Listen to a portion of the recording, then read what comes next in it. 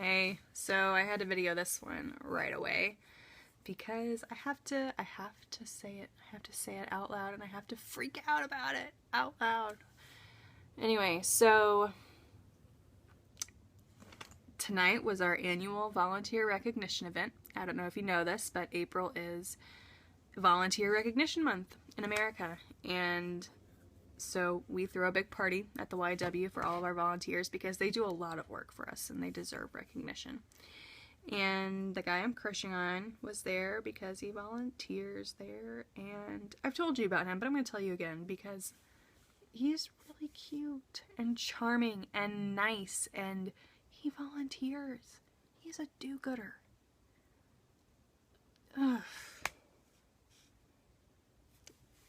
And me being me, I freaked out. I overanalyzed the situation. So here we are. Me freaking out on video to you because it's easier to do this than text message. So I positioned myself. I was savvy and I came up with this plan, right? I positioned myself to be the greeter. Well, one of them. There were people at the door giving like tours and stuff because we have a new building. But I positioned myself at the name tag desk. Yeah? So I had to talk to him. I had to say hello. I did this for myself because you know I'm gonna chicken out. We all know Mallory's gonna chicken out in front of a guy she likes. So I did this, and I did have to talk to him. But here's the thing.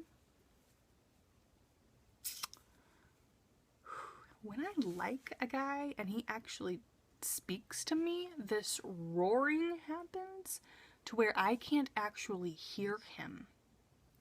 So he would ask me questions. He's being polite and courteous, and he was asking me questions about my internship, and there were like these delayed responses because I like had to like hear it and then process it, which is really hard to do when you're freaking out about this cute guy talking to you, or at least it's hard for me. So he asked me plenty of, sweet and courteous questions, and I couldn't come up with one thing to ask him. Not one. So time goes on, and I'm standing around because we have a bit of a lull, and I'm talking to some of the women about the food portions that they have provided us, and it's like 7 o'clock, and I'm hungry. I mean, I'm in Spanx, so like, things have been kind of like pushed in, and there's not a whole lot of room for anything, but I'm hungry. And I'm sitting there, and I'm like talking about it, and, I'm kind of like, this is not gonna fly. And, I do the thing where I tuck my chin, and I make a double chin, which is really funny, and I'm like gesturing wildly with my hands. And it's entertaining, but it's not very attractive. And that's when he chose to look at me. And I feel that, like you can feel someone watching you. So I look over, he's not laughing. He looks a little grossed out, actually. Or maybe that was just his face. Maybe I was interpreting that, like pushing that on him, projecting that on him. I don't know. But then it happened again.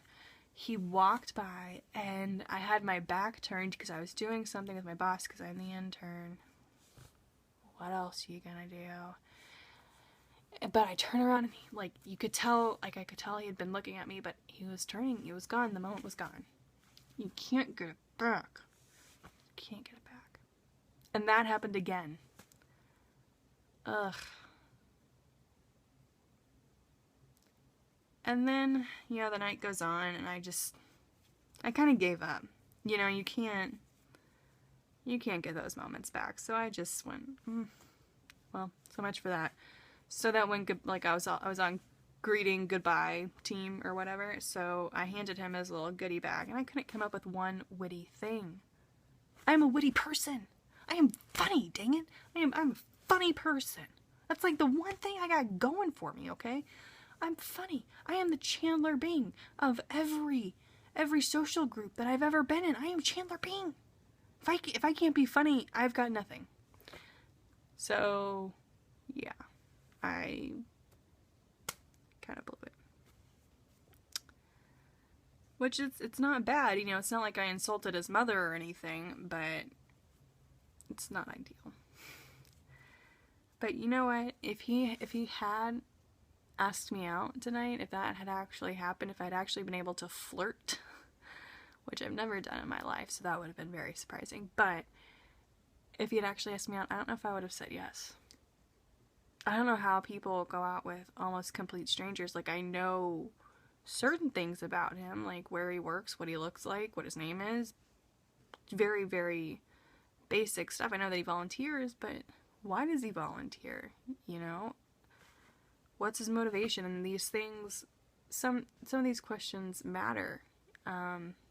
Questions about his character, and I don't feel comfortable going out with almost a complete stranger, and I have no idea how to make it so that I run into him again. This completely charming, attractive, smart, funny guy. Yeah.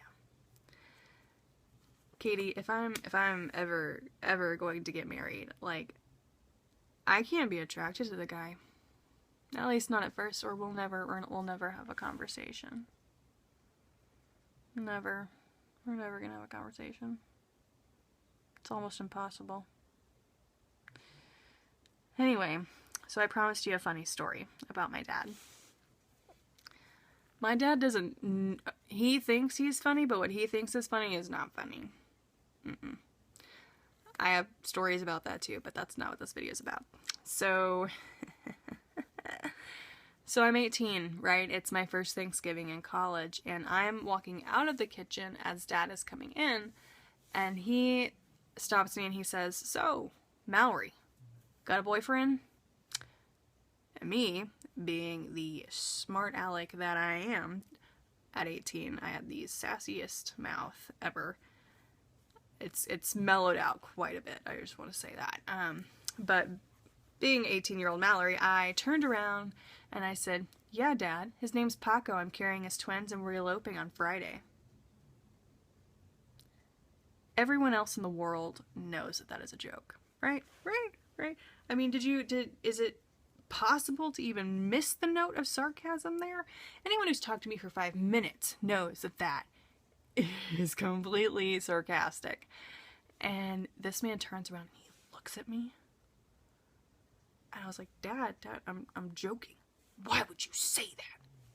I was trying to be funny.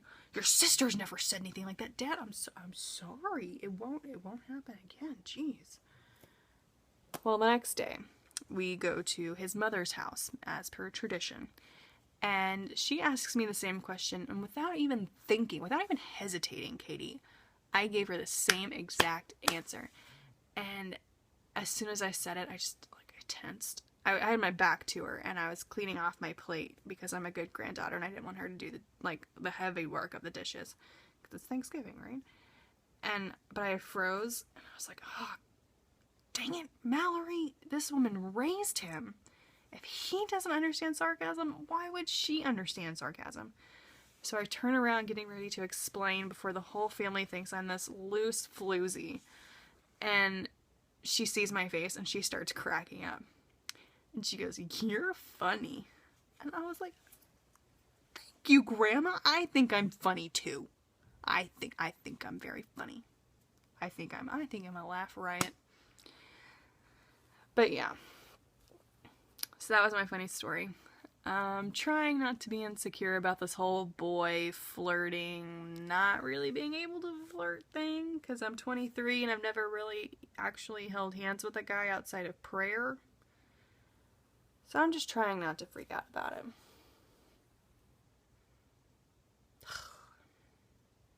Anyway, I love you and I like you and I can't wait to hear from you.